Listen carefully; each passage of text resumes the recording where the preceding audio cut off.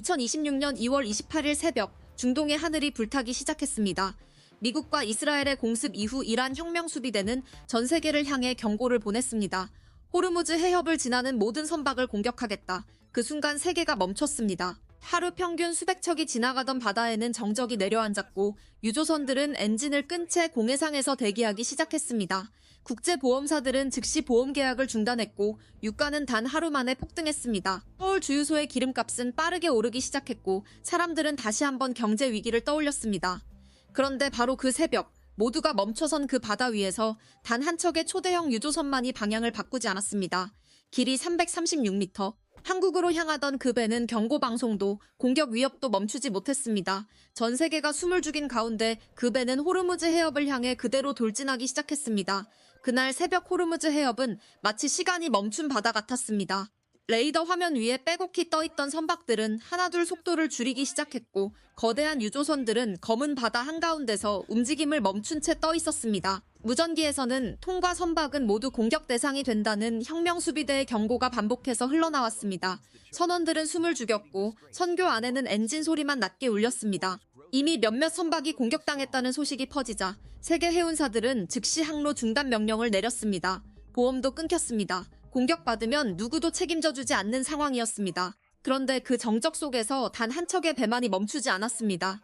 한국으로 향하던 초대형 유조선 이글 벨로호였습니다.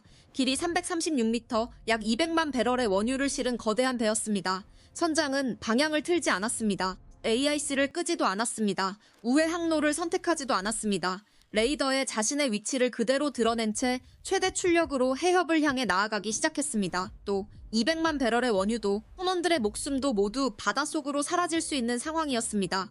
그런데도 그들은 결국 엔진 출력을 올렸습니다. 이유는 단순했습니다. 이 배가 멈추면 한국도 흔들린다는 것을 알고 있었기 때문입니다. 한국은 중동 원유에 의존하는 나라입니다. 유조선이 멈추면 정유 공장이 멈추고 공장이 멈추면 물류가 흔들리고 물류가 흔들리면 결국 사람들의 일상까지 영향을 받게 됩니다. 주유소 기름값이 오르고 화물차 운송비가 오르고 공장 전기요금이 오르고 결국 식탁 물가까지 흔들립니다. 선원들은 그것을 누구보다 잘 알고 있었습니다. 그래서 그들에게 호르무즈 해협은 단순한 위험 지역이 아니었습니다. 한국 경제의 혈관 같은 곳이었습니다. 누군가는 반드시 지나가야 하는 길이었습니다. 한국 뱃사람들은 오래전부터 그런 방식으로 살아왔습니다. 위험에도 가야 하면 가는 사람들, 탱커 전쟁 때도 나포 위협 속에서도 거센 폭풍 속에서도 결국 출항했던 사람들이었습니다. 무섭지 않았냐는 질문에 한 선원이 남긴 말이 있습니다. 무서웠다. 그런데 가야 했다. 바로 그 문장이 한국 선원들의 정신을 가장 정확하게 보여줍니다. 그들은 영웅이 되고 싶어서 바다로 나간 것이 아닙니다. 누군가는 해야 하는 일을 하고 있었을 뿐입니다. 그리고 바로 그 평범한 책임감이 전쟁이 터진 새벽 한국으로 향하던 단 한 척의 배를 끝까지 움직이게 만들었습니다. 그렇다면 다른 나라들은 어떻게 움직였을까요? 바로 그 비교 속에서 한국의 선택이 얼마나 특별했는지가 더 선명하게 드러납니다. 먼저 일본입니다. 일본 선박들도 결국 호르무즈 해협을 통과하긴 했습니다.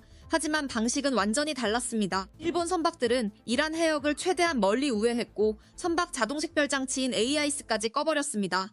레이더 화면에서 스스로를 지운 채 조용히 움직인 것입니다. 마치 전쟁터에서 숨을 죽이고 기어가는 병사처럼 최대한 존재를 감춘 채 지나갔습니다. 일본은 오랜 시간 중동 에너지 위기에 대비해 막대한 전략 비축유를 쌓아왔습니다. 당장 며칠 원유가 늦게 들어온다고 나라 전체가 흔들리는 구조는 아니었습니다.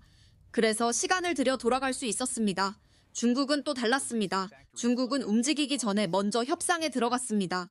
이란과의 오랜 경제 관계와 대규모 투자 계약을 이용해 선박 안전 통과를 조율하려 했습니다. 실제로 중국 선박들이 본격적으로 움직이기까지는 며칠 이상의 시간이 걸렸습니다. 협상을 통해 위험을 줄이려 했던 것입니다. 그런데 한국은 달랐습니다. 우회도 없었습니다. 협상도 없었습니다. AIS를 끄지도 않았습니다.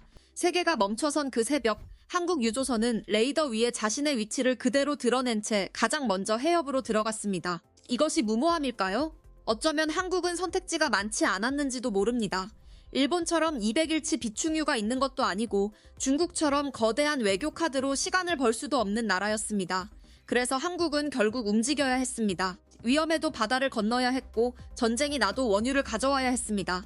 바로 그 절박함이 그리고 멈출 수 없다는 생존 감각이 한국 선박을 다시 앞으로 나아가게 만들었던 것입니다. 사실 한국 선박들이 호르무즈 해협의 위협 앞에서도 움직일 수 있었던 이유는 하루아침에 만들어진 것이 아닙니다. 이 바다는 한국에게 낯선 곳이 아니었습니다. 이미 수십 년 전부터 한국 뱃사람들이 목숨을 걸고 지나왔던 오래된 전쟁터였습니다. 1980년 이란과 이라크 전쟁이 발발했을 때 처음에는 육지에서 총성이 울렸지만 1984년 이후 전쟁은 바다로 번졌습니다. 서로의 원유 수출을 막기 위해 유조선을 공격하기 시작한 것입니다. 역사에서는 이 시기를 탱커 전쟁이라고 부릅니다. 당시 페르시아만과 호르무즈 해협에서는 500척이 넘는 선박이 공격을 받았습니다. 미사일이 선체를 뚫었고 기뢰가 바다에 떠다녔으며 선원 수백 명이 목숨을 잃었습니다. 세계 해운사들은 공포에 빠졌고 일부 국가는 항로 자체를 포기하기도 했습니다. 하지만 그 한가운데에도 한국 선원들은 있었습니다. 이유는 단순했습니다. 한국으로 원유를 가져와야 했기 때문입니다. 당시 한국은 지금보다 훨씬 가난했고 중동 원유 없이는 산업 자체가 멈출 수 있는 나라였습니다. 그래서 한국 선원들은 전쟁 위험 수당을 받고 페르시아만으로 들어갔습니다. 나중에 한 선원은 당시를 이렇게 회상했습니다. 언제 미사일이 날아올지 몰랐다. 그런데도 결국 출항할 수밖에 없었다.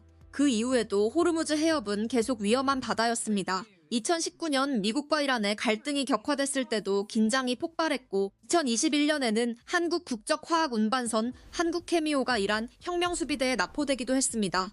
무장 군인들이 배 위로 올라왔고 선원들은 총구 앞에 서야 했습니다. 선장은 95일 만에 풀려났고 선사는 막대한 손실을 입었습니다. 그런데 놀라운 것은 그 사건 이후에도 한국 선박들이 다시 그 바다를 건넜다는 사실입니다. 지금 이글 벨로호를 움직인 선장과 선원들 역시 바로 그런 역사를 알고 있는 사람들이었습니다. 호르무즈 해협의 공포를 책으로 배운 것이 아니라 실제로 겪어온 사람들입니다. 1970년대 중동 건설붐 당시 한국 기업들과 노동자들은 이란 곳곳에서 도로와 공장, 발전소를 건설했습니다. 사막 한가운데서 함께 일하며 쌓은 신뢰가 있었습니다. 한국 기술자들은 약속한 시간 안에 공사를 끝냈고 이란은 그런 한국인들을 기억하기 시작했습니다. 이란 혁명 이후 서방 국가들이 등을 돌릴 때에도 한국은 완전히 관계를 끊지 않았습니다. 정치보다 경제를 우선하며 실용적으로 접근했습니다. 실제로 2018년 미국의 대이란 제재 전까지 한국은 이란산 원유를 꾸준히 수입하던 주요 국가 중 하나였습니다. 물론 갈등도 있었습니다.